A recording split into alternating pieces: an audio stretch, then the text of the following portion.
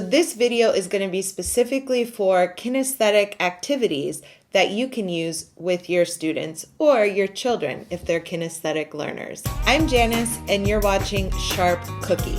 This channel gives the best advice on learning, studying, and test taking.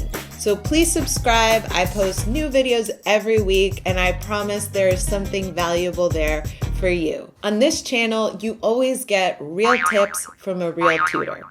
So today's video is on kinesthetic learners, but there's three other types. There's also verbal learners, visual, and auditory. And I'm doing a series with multiple videos on each one. If you'd like to learn more about kinesthetic learners in general and study tips for kinesthetic learners, I have a video on that. And if you want to learn about the other styles, maybe because you're the parent or the teacher of a student with a different style, please check those out. To give you just a brief overview of what a kinesthetic learner is, they tend to be people that are very active. They like to get up and do things. They want to build, they want to tinker and play and walk around and move. They're generally good at anything physical, so it could be a sport, maybe it's dancing, maybe they're really good at physical theater or comedy. But anything that involves movement is really great for kinesthetic learners. So are you a kinesthetic learner? Let me know in the comments. The first activity is called Walk Around Quiz. And this is perfect for trying to review material that has already been learned. So it works with a group of people. They each write some questions down and then they walk around the room and take turns asking different people different questions. So of course this works for kinesthetic learners because we're incorporating movement and interaction with others. So it's not about sitting and listening to a lecture, it's about discussing, interacting, and moving. Activity number 2. This one's called Agree or Disagree. And the way you set it up is you put signs around the room that say agree, somewhat agree, neither agree nor disagree, somewhat disagree, or strongly disagree.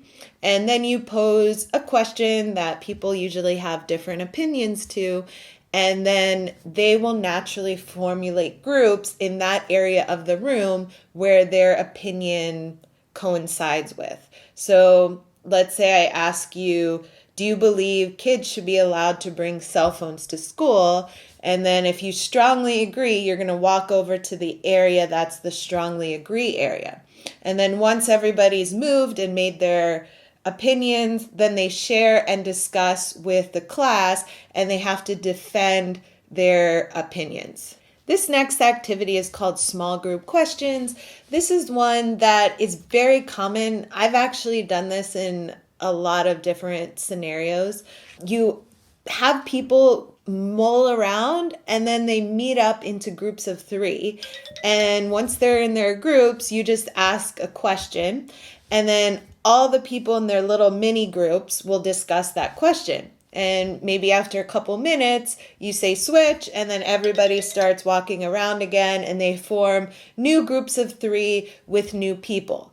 I've also seen this as an icebreaker, and that works really well. And of course, it's perfect for kinesthetic learners because you're moving and you're discussing and interacting. The next activity is creating an interactive model. And I'm going to give you some examples because it's a little bit hard to explain. But basically, you want to create some sort of model that the student can participate in fully.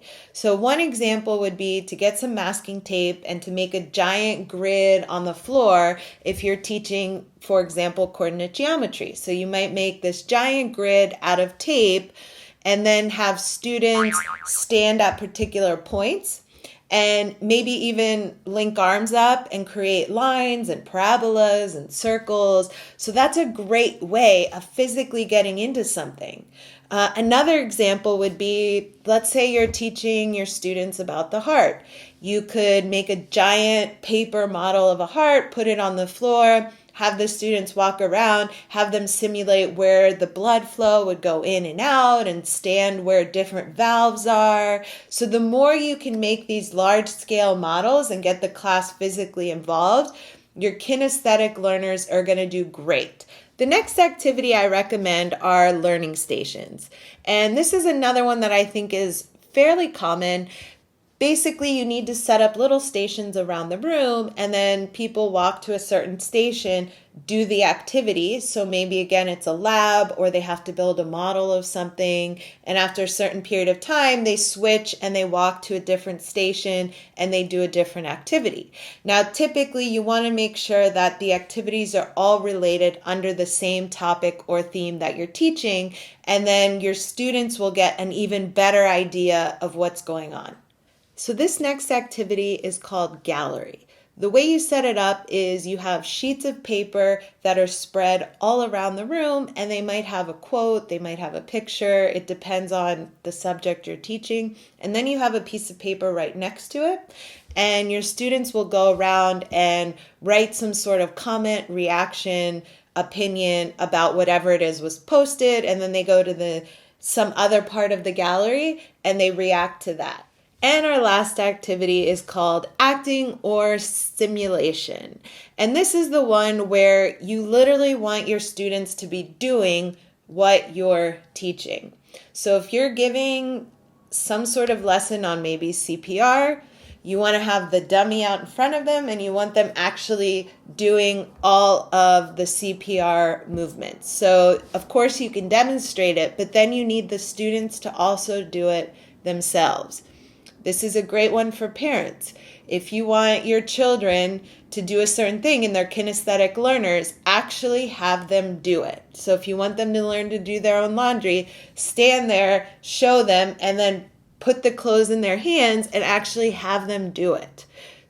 Another example of this would be play acting. So Model UN would be great for kinesthetic learners, or let's say they're learning about the Continental Congress, have everybody be a different politician and act it out and discuss. So anytime you can incorporate role playing or simulating exactly what you want your learner to do, that's going to work great. That's all the activities I have to share with you. So I'd love it if you went out, tried them, saw what worked and didn't work for your students.